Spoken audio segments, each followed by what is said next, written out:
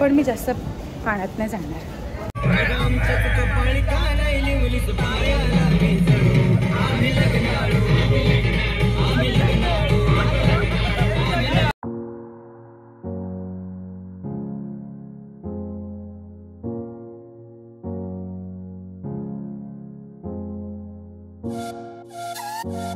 हो, first time आले मी.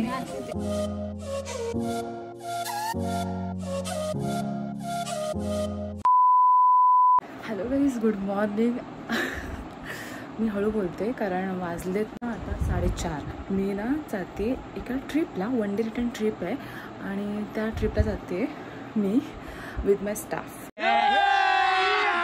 अभी मजा आएगा ना भिडो.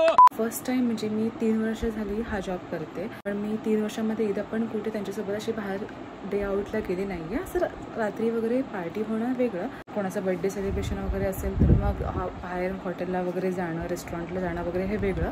बट असं पिकनिक, एक ट्रिप टाईप मी फर्स्ट टाइम जाते. मी 3:45ला उठले.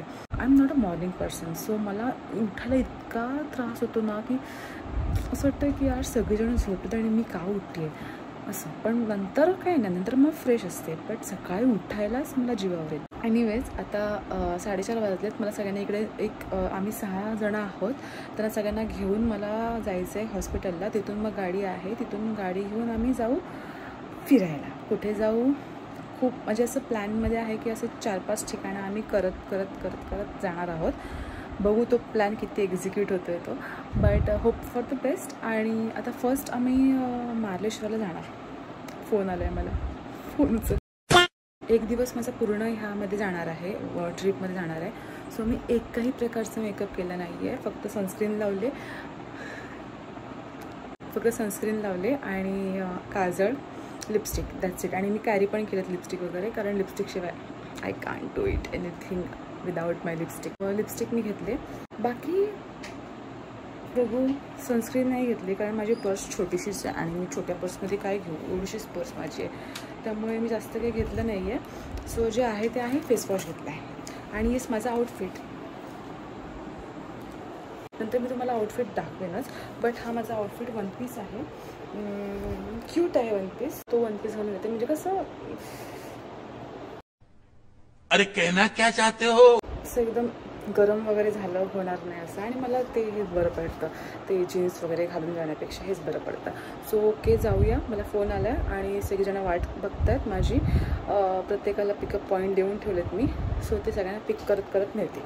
चलो, मी निघाले आणि येत आहेत बाकीचे लोक. त्यांना घेऊन मग अजून एक स्टॉप आहे, मग त्यांना घेऊन मग मी जाईन हॉस्पिटलला. 2 फटक्यात नाही बस.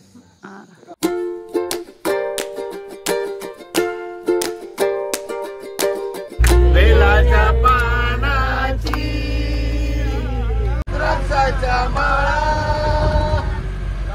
हे बोला शंकरा, हे बोला शंकरा,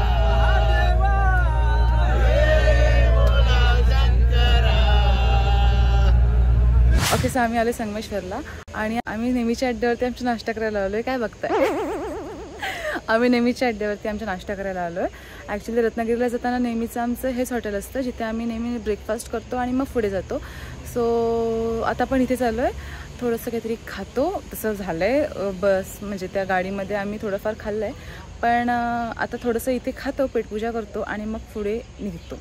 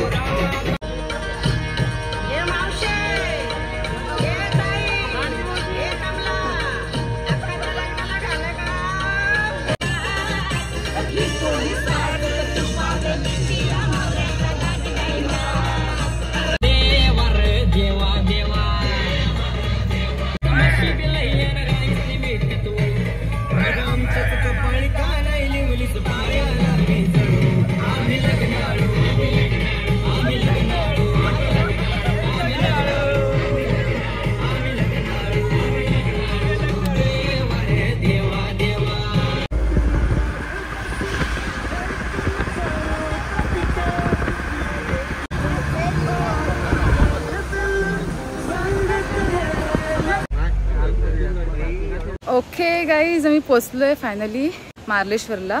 10:30 वाजलेत. आम्ही सकाळी 6 वाजता निघालो. मध्ये खूप ठिकाणी थांबत आम्ही आलोय. म्हणजे नाश्ता सगळ्यांना घेत वगैरे एकूण सगळं मिळून 10 वाजलेत आता यायला. ठीक आहे. आणि रस्ता पण थोडा खराब वगैरे असं आहे इकडे यायचं तर तोपर्यंत ठीक आहे. असं म्हणतात की इथे 520 पायऱ्या आहेत. आता मला माहिती नाही आहे नक्की इथे किती पायऱ्या आहेत त्या, पण असं म्हणतात की 520 पायऱ्या आहेत. मी परत ते कन्फर्म करून तुम्हाला सांगेनच किती पायऱ्या आहेत त्या. पायऱ्या चढून आम्हाला जायचं आहे. मी लास्ट टाइम रायगडला गेलेले तेव्हाच एवढे जास्त पायऱ्या चढलेल्या असेल. अदरवाईज महाराष्ट्र राज्यातील रत्नागिरी जिल्ह्यात संगमेश्वर नावाचा एक छोटासा तालुका आहे. त्याच तालुक्यात देवरुख या गावापासून 16 किलोमीटर अंतरावर मार्लेश्वर हे शिवाचे प्रसिद्ध ठिकाण आहे. हे शिवस्थान डोंगरावरील गुहेत आहे. या गुहेत 2 शिवपिंडी आहेत. त्यातील एक मल्लिकार्जुन तर दुसरी मार्लेश्वर या नावाने ओळखल्या जातात. असे सांगण्यात येते की हे दोघे भाऊ असून मल्लिकार्जुन हा मोठा भाऊ आहे. गुहेत साप, नाग यांचे वास्तव्य आहेत, पण ते कुणालाही इजा करत नाहीत. जेव्हा हे स्थान निर्माण झाले तेव्हा येथे पार्वती नव्हती आणि म्हणूनच या देवस्थानाची अशी प्रसिद्धी आहे की येथे दर मकर संक्रांतीला शिवपार्वतीचे लग्न लावले जाते. मार्लेश्वर हा वर तर साखरपा या गावाची गिरिजा देवी ही वधू समजून लग्न लावले जाते. साखरप्यातून गिरिजा देवी पालखीतून मारळ या गावातून मार्लेश्वर या ठिकाणी जाते. हा लग्न सोहळा लिंगायत पद्धतीने लावला जातो. ह्या शिवपिंडी स्वयंभू आहेत.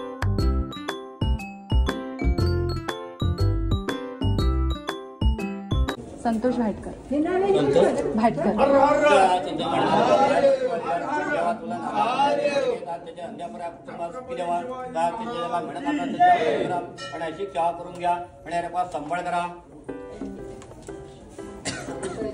मकर संक्रांतीचा आदला दिवस आणि संक्रांत या 2 दिवशी या ठिकाणी यात्रा भरते.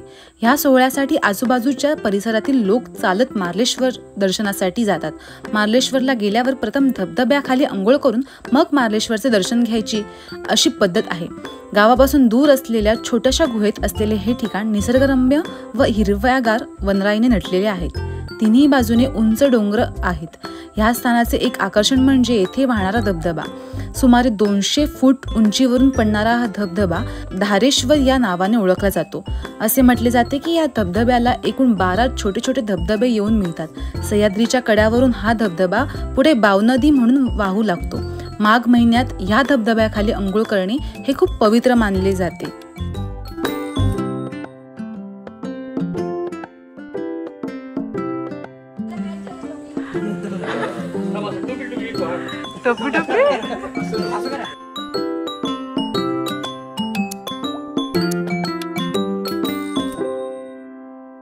हॅलो गाईज, सो आता आम्ही निघालोय परत जायला.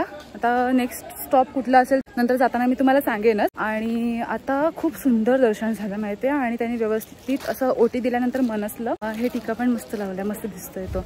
मला प्रसाद पण मिळाला त्यांच्याच इथून. आता तो घरी नेईन, मी सगळ्यांना देईन घरी. आता मी नेक्स्ट स्टॉप कुठचा असेल तर तुम्हाला मी सांगत जाईन जसं जसं जाईन तसं. आता मी उतरते.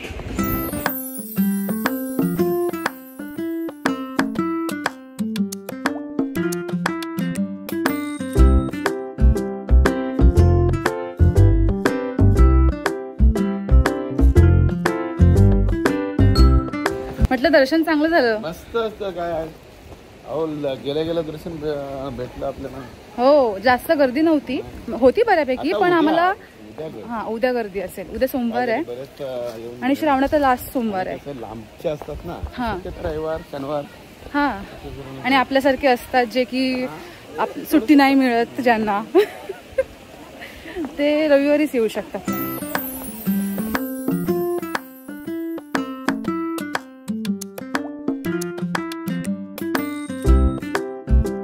नेक्स्ट स्टॉप पावस. पावस ना. आता नेक्स्ट स्टॉप पावस.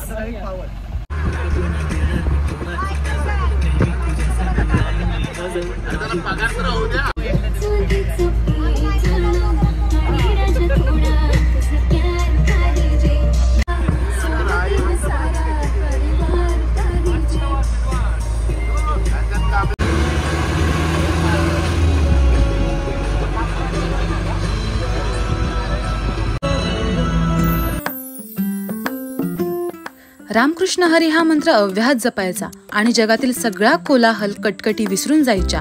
अत्यंत नीरव शांतता अनुभवायची असेल आणि निसर्गाच्या सानिध्यात स्वतःला विसरून जायचे असेल तर रत्नागिरीजवळ असलेल्या पुण्यभूमी पावसला भेट देणे अनिवार्य ठरते.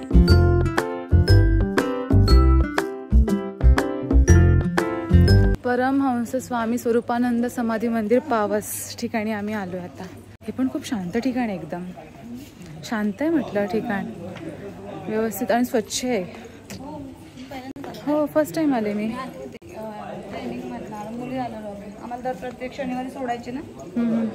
स्वामी स्वरूपानंदांच्या वास्तव्याने पुनीत झालेला हा परिसर निसर्गरम्य आणि पवित्र आहे.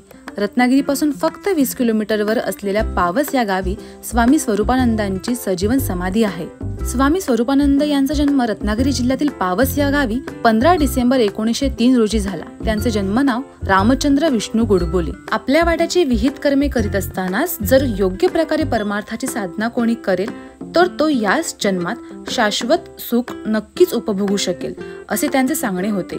अर्थातच स्वामीजींसारख्या अधिकारी व्यक्तीचे मार्गदर्शन याकरता अतिशय जरुरीचे आहे. खरा परमार्थ परिस्थितीत बदल घडवून सुखाची प्राप्ती करून देत नसून प्रत्येक प्राप्त परिस्थितीत सुखाने भोगण्याची कला शिकवित असतो. खूप जास्त शांत प्लेस आहे, खूप जास्त. स्वामी स्वरूपानंद यांचा मठ मी पहिल्यांदा कधी बघितलं नव्हतं, मी फर्स्ट टाइम आले. आता आमचा नेक्स्ट स्टॉप असेल गणपतीपुळे, जिकडे मी गेले ऑलरेडी.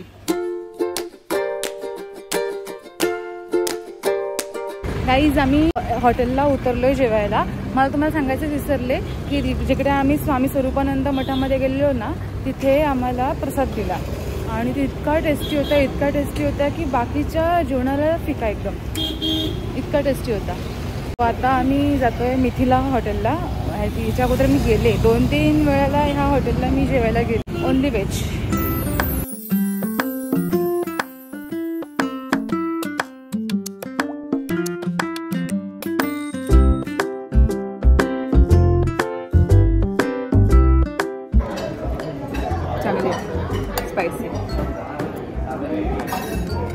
स्पायसी म्हणून अक्षरशः मिरच्याच टाकते.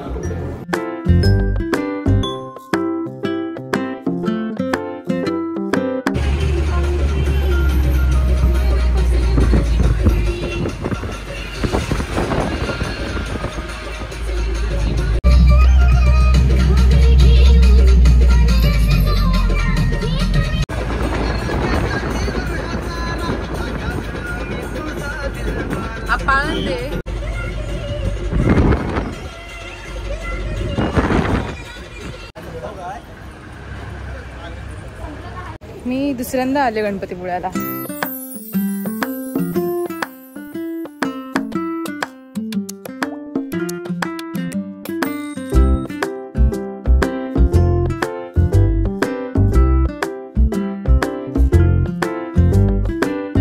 गाईज, या गणपती मंदिरामध्ये आपल्याला व्हिडिओ करून देत नाहीत किंवा फोटो पण काढून देत नाहीत, त्यामुळे काही दाखवता आलं नाही. आता आम्ही फोटो काढतो आणि घरी जायला निघू. आता वाजलेत 5:15 झालेत आता.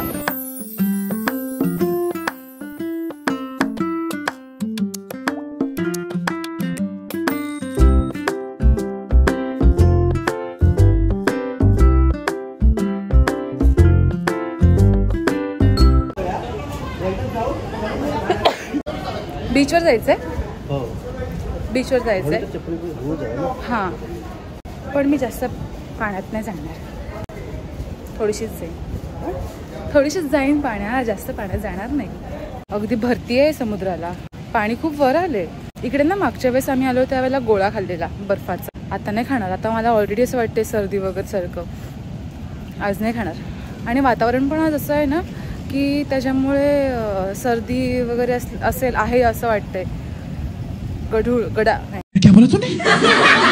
ढगाळ वातावरण, गढूळ काय, ढगाळ वातावरण.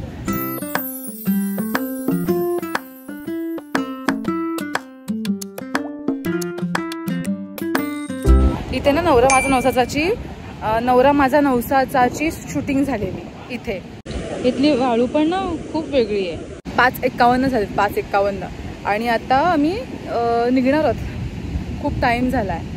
आम्हाला पोचायला तरी 4-4.5 तास लागतील, त्यामुळे आता निघावं लागेल. आजचा दिवस खूप छान गेला, खूप जास्त. म्हणजे एक दिवसासाठी तरी असं आपल्या स्टाफसोबत ना यायला पाहिजे.